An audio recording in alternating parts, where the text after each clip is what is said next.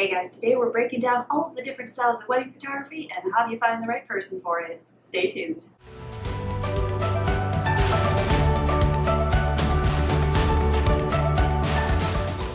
I'm just going to disclose this now too before I go any further. All of the photography styles that I mentioned today, they're all great. And it just depends on what you really want. There is no photography style that is better than the other. There is just simply something that you prefer more than the rest. So keep that in mind before I go any further. So like I mentioned in the intro, today's video, it's all about styles of wedding photography. How do you find the right person for you? It's a huge question that people have. Now, when it comes down to defining your style of wedding photography, there are all different kinds of styles. Don't worry, I'm going to break that down. But for the purposes of this video, I'm going to be looking at primarily the portrait side of things, because that's when you're going to be interacting with your photographer right in front of you, and that photographer is going to be directing you in a certain way.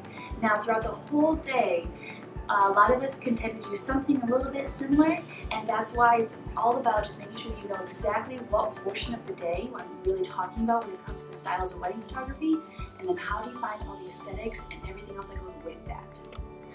Jumping right into it, number one is how do you choose what you like? So when it comes to wedding photography itself, there is a huge spectrum of everything. And it's all about figuring out what appeals to you the most. Now, I encourage you so much to choose what you like best, not just based on what you're feeling right now, but think about what will you like most in the long run. A lot of people look at wedding photography and they look at, oh, I really love this style, but are you going to like it next year? Are you going to like it 5, 10, 15, 55 years from now? That's a huge, just looking at the long term of things, I think is going to be extremely helpful for how you choose what style of wedding photography you really like. Number two is how do you find those people? So breaking it down a little bit, there are different styles of wedding photography and what they're called and how you can search for them. So for instance, I'm a light and airy photographer. Now, I'm also light, airy, and bright. I am also classical, I'm also romantic, I'm also a bit timeless. And when it comes to all of those things, there are different search terms that you might want to look for, or different words there that might actually resonate with how you want to look and feel on your wedding day. Huge aspects of how to look about things.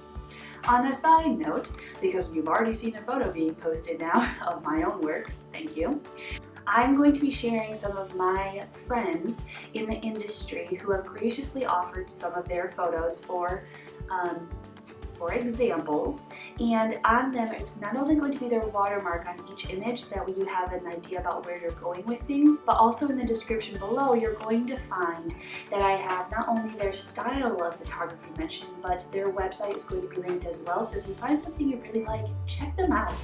They're really great people and I wouldn't be sharing them if I didn't like them too. So on the opposite spectrum of light and airy photography is what is called dark and moody. Now, dark and moody is meant to evoke some kind of emotion with you. It's meant to make you think a little bit differently about what you're seeing potentially. And it oftentimes can be described as, well, dark and moody obviously, but it can be described as authentic, maybe wanderlust. That's actually what dark and moody actually is. It's very much so on trend right now and a lot of people are really loving it. And again, I'm just excited because I know that some of those people that they have, I think they're really gonna like their photos long term. Another style that's very popular is photojournalistic style. Now, photojournalistic style is also often called true to color and timeless. So if you're searching for key terms like that, you're probably gonna find the right photographer for you. My friend Lisa is the one that's popping up here for you guys, and Rachel was the dark and moody photographer from the last time. And Lisa's style is described as whatever your eye sees and your heart feels is what they capture. It's pretty cool to think about, and it's not for everyone, of course, but when you want that kind of person who's just going to be there and capture those moments that you might not have ever thought of, it's pretty cool to see what they can actually make and create. Now, they might give you certain types of prompts, but it's meant to be a candid type of prompt. That really is what it is. Actually, Lisa in turn describes herself as a historian versus an artist. I think that's a different way to look at things because she really is there trying to capture what is happening right there. Authentic is a great way to describe them.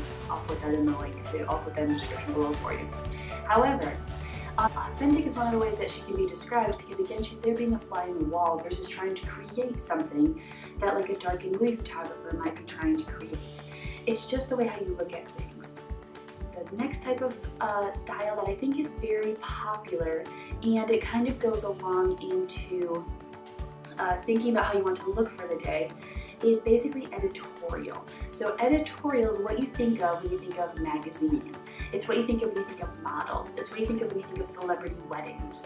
They're oftentimes very posed photos, and they oftentimes use various different lighting sources, and they have different light stands. It's a crazy big setup sometimes, and it can be very cool depending on how you want to look for your wedding day. When you're thinking editorial style, one of the easiest ways to think about it, to see it I think in person, is to see anything from Harry and Meghan Markle's engagement photos or the individual photos from their wedding day.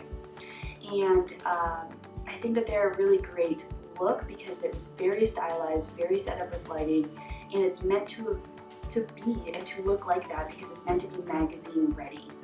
And so all in all, those are the main photography styles that I'm going into. Now there's a different spectrum and the way how things look, and dark and moody might be a little bit in between dark and moody and light and airy. But it all comes down to number 3, how to make sure that you find the right person. And when it comes to finding the right person, not only are you searching these key terms potentially, but you're making sure that you're having an engagement session with the same person that is going to be shooting your wedding. And the reason why is very simply because you want to make sure that however you're feeling in those photos and you look in those photos, you like it. Because the way how that person is posing and the way how that person is stylizing and the way how that person is shooting, really indicating the way exactly how it's going to go on your wedding day. Engagement session is a really great way to do that because again, you're getting comfortable with that person, you know what they're prompting you for, all of that kind of stuff. That all actually leads into number 4, which is remembering that this is all about feeling comfortable and feeling great and confident in front of the camera. All that means is basically, do you like the way how you were posed? Do you like the way how you looked in the photos? Did you feel beautiful? Did you feel wonderful? Did you feel fun? How did you want to feel those photos, and is that actually being projected in what you see when you get those photos back? A lot of people can say that, they don't really like being posed. My style of wedding photography might not be the best for you because I do pose quite often. I have a pose called the awkward hug. That might just be too awkward for you, and that's okay. I pose my clients because I want them to not have to worry about what to do with their hand and not to worry, oh, okay, do I actually look good in the photo? If I'm posing them, I'm able to get those emotions out of them. It's not for everyone though. Some people, when it comes to like dark and moody, they really like that editorial style of face. So you see, sometimes they can be interwoven there. And when they are interwoven, you might think dark and moody, but it's also a model look. And again, it's all about making sure that however that person is making you feel comfortable, that it works for you.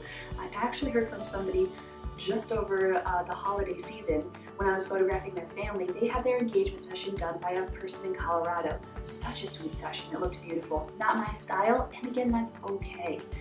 But when it came to their photography style, they said that they were prompted to walk around like they were drunk coming home from the bar and trying to not get caught by their significant other. So the two of them were acting these things out. That was one of the ways that that photographer loosened them up.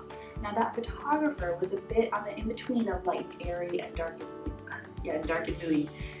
And it worked out really well for them. They love this photographer. Now, I can't do that. That's not a way that I prompt people. And it's okay. It just depends on exactly how you're going to feel really good and comfortable in front of the camera, because again, on your wedding day, that's going to be the same person. And I don't know about you, but my grandparents just celebrated, well, one set of my grandparents just celebrated their 55th wedding anniversary, and they posted photos from their wedding day. And it was amazing to see, and that's what they have on their wedding day. It was amazing to see what the style was like 55 years ago. And it was really cool to see my grandpa in uniform. And it was awesome to see that my dad totally got my grandma's eyes. 100%. And that was what I really loved about it. But again, they were sharing those photos from 55 years ago of just their wedding anniversary. And it was great to be able to experience that as a photographer. And at no point did they go, oh, well, my photographer didn't shoot the way I liked to, so I don't like these photos. And at every point they went, look at these photos, we're cutting the cake. Didn't we look so young? That's how they loved looking in their photos. And that's what I really want you guys to be able to embody and embrace today. At no point am I going to tell you that one photography style is better than the other, because it depends on what you like. So that actually brings me into next week's video, because just because you like a photo, because after you pick your wedding photography style, you're really going to want to know what pricing looks like as far as photography goes, and as well as what's in that contract, because those are going to be the huge factors that make sure that you are not only looking how you want, but you're getting exactly what you want for your wedding day. So stay tuned for next week, and again, anytime you guys have any questions or comments, I would simply love to hear them. Please put them in one of the comments below, and I will talk to you all next week. Bye.